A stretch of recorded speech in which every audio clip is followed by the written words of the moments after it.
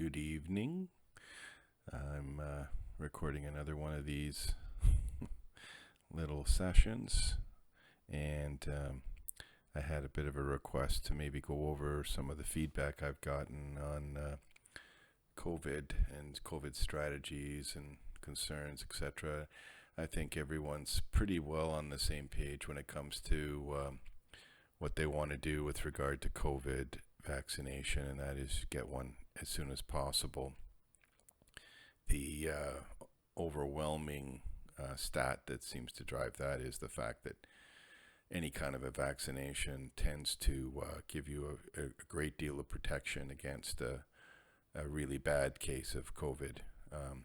So, that being the case, that most people can't predict what their outcome will be should they be exposed.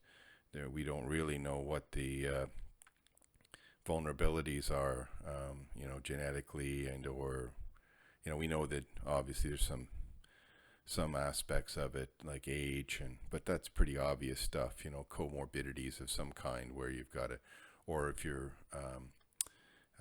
ability to fight off infection is reduced for some reason or another, then that's pretty obvious stuff. But there's clearly some people who are far more vulnerable to this virus, and I don't think we have much. There might be some inkling as to what is going on there, but lots of work yet to do on that front.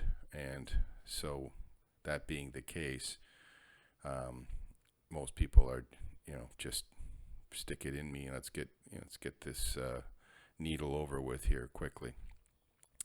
And that was my strategy as well.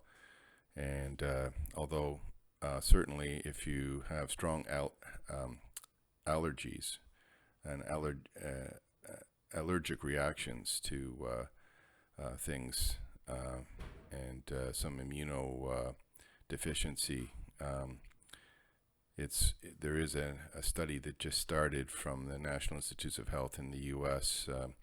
On extreme reactions to the Moderna vaccine, and I think that should come out fairly quickly. The way they've been doing these, they aren't peer reviewing them. They're just putting the information out there.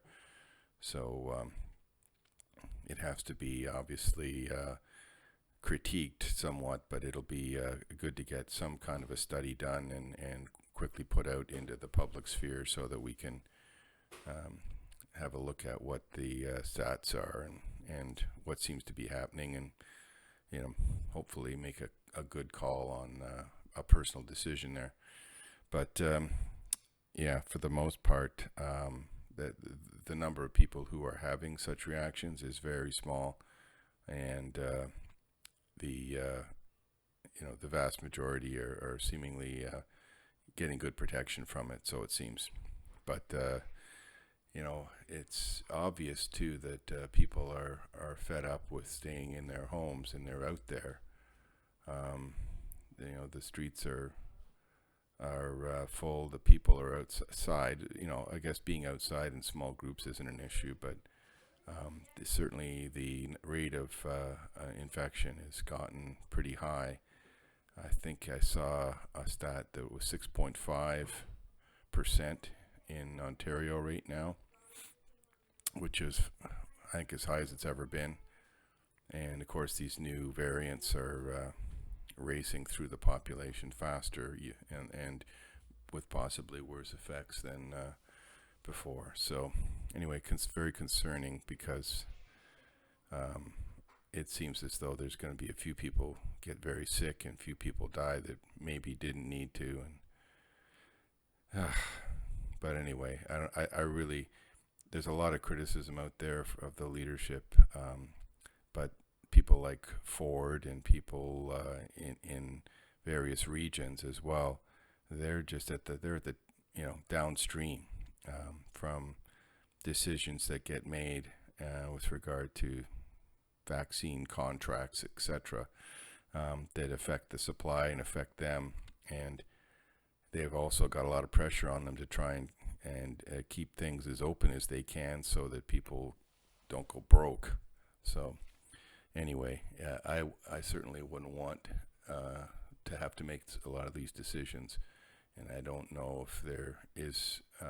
Certainly, all the provinces seem to be arriving at very similar places with Liberal and NDP and Conservative governments, all. So, um, also wanted to comment a bit on the yet another mass shooting last week, which was not reported very well. I had to tell my girls about this. They didn't even know it had happened, and it was a man in Atlanta who was a professional football player.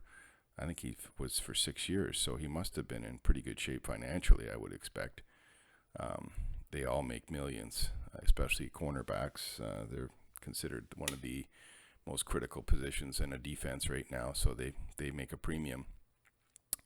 And he went down the street from his parents' place to people who apparently he knew. He knew the man in the house because it was a doctor and he'd gone to him recently. And maybe he delivered news that the guy didn't want to hear, but his response was to pick up a weapon, shoot two people who were in the driveway working on the air conditioning system, go inside, kill the doctor, his wife, and their 2 grandchildren.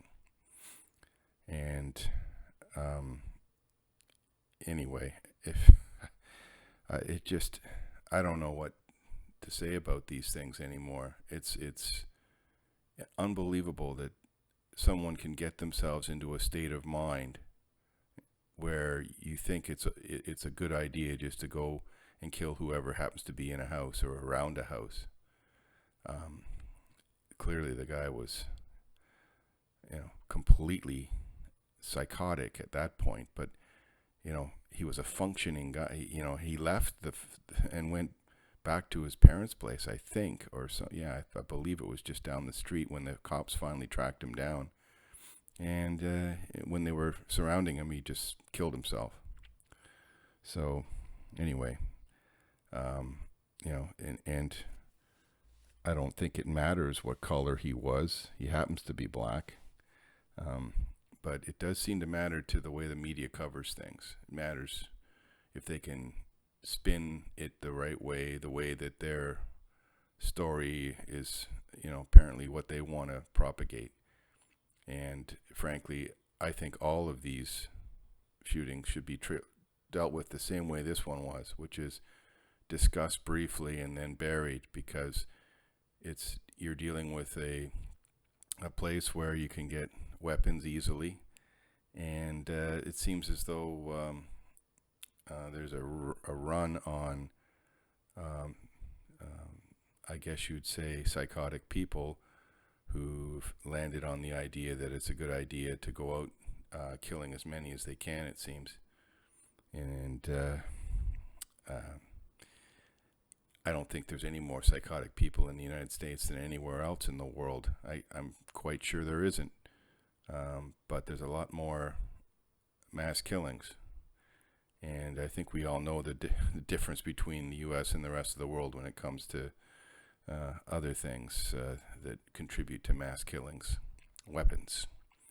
So, it's pretty tough to kill a lot of people with a knife. You can kill a few, I guess, or damage a few, but if you really want to kill people, you need a gun. And anyway, it'll carry on forever until they deal with that.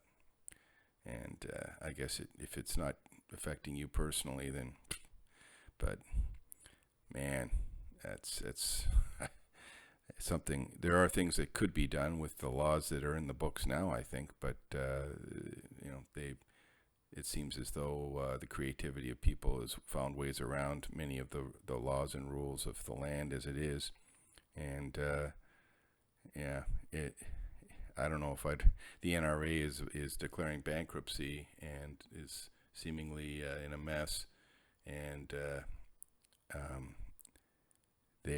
I don't know what the zeitgeist is down there now, but I guess the pro-gun people are keeping their heads down, but um, time to boldly go and do something on this that will hopefully help. Anyway, what else has happened? Prince Philip. Um, I'd heard that he had a bit of a wicked sense of humor, and having heard a few of the stories about him and the cracks he's made and other things, seems like an interesting guy. Um, and yeah, the most interesting one I heard recently was of the one of the famous butlers from the White House. I think they did a movie recently about his life. He served 8 presidents, and one of his favorite memories was in 1979. He and a friend of his was in the Red Room at the White House, and in there was Prince Philip all by himself. Everyone else had gone to the other end of the building, and he was there, and so they offered him a drink, and he said, "I'll take it if I can serve you guys." So the 3 of them sat there and shot the breeze. He invited them around to Buckingham Palace if they happened to be in London, and had a nice chat and took a drink together. And you know what? That says a lot about that guy. So here's to him. Here's to Prince Philip. A drink. Anyway, here's hoping everyone's good, and the weather has definitely turned. Yeah, wow, this is a warm April as opposed to last year when the ice was still in. So here's hoping we can.